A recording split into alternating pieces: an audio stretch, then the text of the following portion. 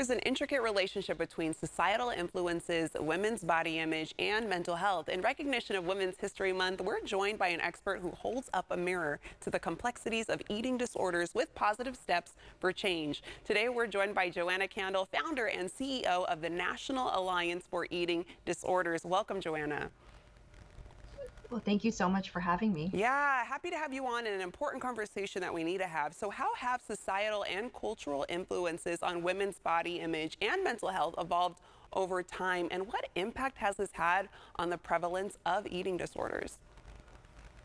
Sure. Well, I'm going to start on the growth that we've seen with individuals experiencing eating disorders. Specifically, since the beginning of the pandemic, we've seen a 100% increase in adolescent females that are struggling with eating disorders. So we already had these astronomical numbers of people struggling, almost 1 in 9 Americans, actually. And now we're seeing those numbers exponentially rise. And we live in a world that's very body centric. We live in a world that's very fat phobic, very weight stigmatized, where we have these unrealistic images of what this beauty ideal is. And when you don't hit up against that, then you're made to feel that you need to change, look like these images that you're seeing on traditional media, on social media.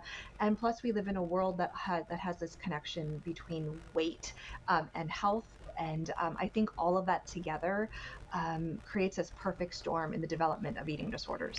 What would you say, what's the economic impact of eating disorders? And can you share what systemic changes you believe are necessary to address this issue? Yeah, absolutely. We know that eating disorders cost the United States almost $64 billion a year. And that is a representation of what it costs to go to an outpatient provider like a therapist, a dietitian, all the way up to being in acute medical stabilization in a hospital, residential care, partial hospitalization.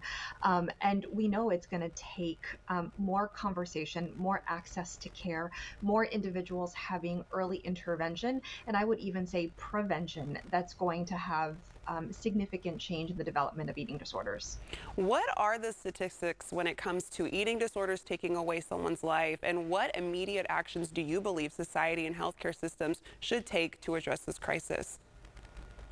Yeah, I'm so happy that you asked that. You know, individuals think that eating disorders are disorders of choice or vanity.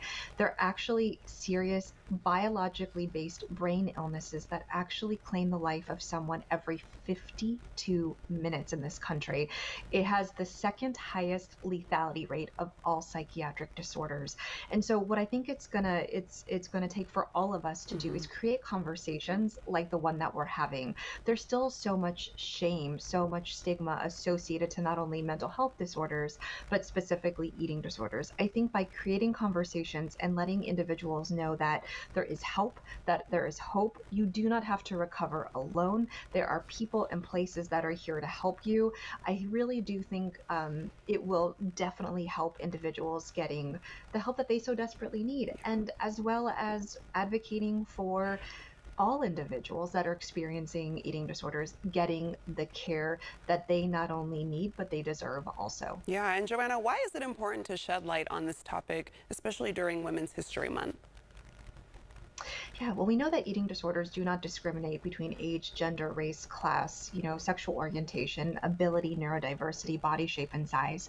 But yet we still to this day see overrepresentation of eating disorders in female identifying individuals. So this being Women's History Month, historically, and I don't think it's just eating disorders, but whenever you're looking at any type of disorder or illness that's more specifically seen in women, you're seeing less amount of funding, you're seeing less amounts of treatment. So during this month, it's very important for us to shine a light to say, eating disorders are not going anywhere. They're affecting millions and millions of people.